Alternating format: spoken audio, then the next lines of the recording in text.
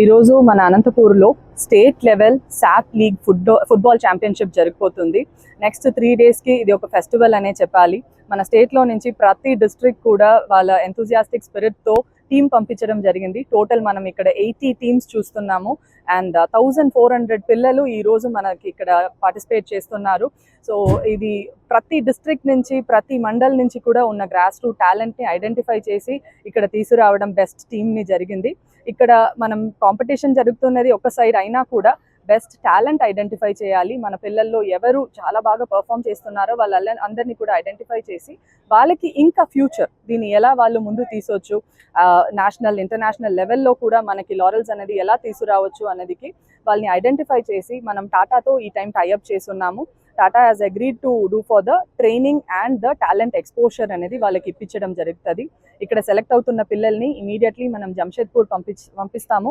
అక్కడ వాళ్ళ టీంతో కూడా వీళ్ళకి మ్యాచ్ ఉంటుంది. అక్కడ ఐడెంటిఫై అవుతున్న టాలెంట్కి వాళ్ళు ట్రైనింగ్ ఇప్పించడం కూడా they have agreed to this అని చెప్పాలి. ఇది ఫుట్బాల్ మాత్రం కాదు, నెక్స్ట్ హాకీ అండ్ ఆర్చరీ కూడా టాటాతో మనకి టైఅప్ ఉంది for SAAP leagues talent identified పీపుల్కి. సో ఇది ఒక మంచి ఎక్స్పోజర్ పిల్లలకి అని చెప్పవచ్చు. అండ్ దీంట్లో ఐడెంటిఫై అవుతున్న ప్రతి ఒక్కరు కూడా ఇయర్ రౌండ్ మనం ట్రైనింగ్ ఇచ్చి ఈ పిల్లల్ని ఇంకా ఒక better position of playing, better position of skill in ఫుట్బాల్లో వీళ్ళందరినీ తీసుకురావాలి అన్నది సాప్ దృష్టిలో తీసుకుంటుంది. దీనికి ఇక్కడ మనకి సపోర్ట్గా ఉన్న ప్రతి ఒక్కరు కూడా ఈ విషన్ ఆఫ్ సాప్ లీగ్స్ అనేది మన ఆనరబుల్ సీఎం సార్ దగ్గర నుంచి ఆనరబుల్ స్పోర్ట్స్ మినిస్టర్ గారు, SAAP chairman and SAAP whole of the team, the DSDOs, ఇక్కడ అనంతపూర్లో ద డిస్ట్రిక్ట్ అడ్మినిస్ట్రేషన్ మనం చెప్పిన వెంటనే వాళ్ళతో ఇక్కడ మన అందరి టీంతో కోఆర్డినేట్ అయ్యి ఎంతో ఒక 2 వీక్స్గా దీనికి ఎఫర్ట్ పెట్టడం అనేది జరిగింది. బికాజ్ అందరికీ తెలుసు సమ్మర్ కూడా, దానివల్ల చాలా ప్రికాషన్ తీసుకోవడం కూడా జరుగుతుంది.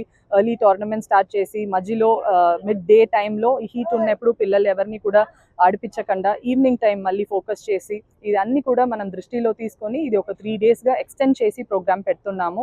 దీనికి special thanks to the RDT.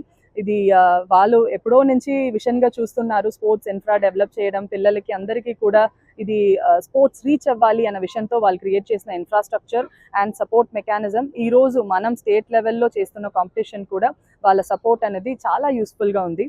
So ఇక్కడ నెక్స్ట్ 3 డేస్కి I request all the media support also. మీరు కూడా ఇక్కడ చూడండి పిల్లలు ఎవరు బాగా ఆడుతున్నారో వాళ్ళకి కూడా ఒక లైమ్ లైట్ అనేది చాలా ఇంపార్టెంట్.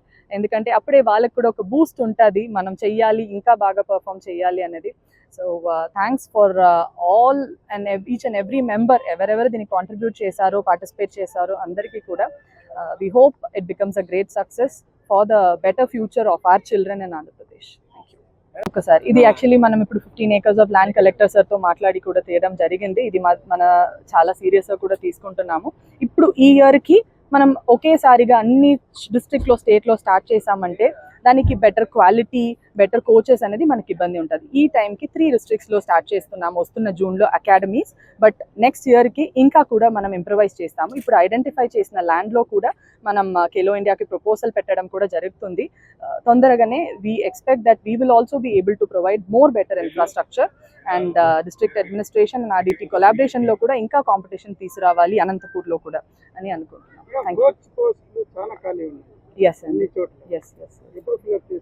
ఓకే, ఆల్రెడీ మనం ఇప్పుడు say for example summer camp తీసుకున్నాము. ప్రతి చోట్లో కూడా మనం 1020 వెన్యూస్లో సమ్మర్ క్యాంప్ ఈ టైం జరుగుతుందండి 30 డేస్కి.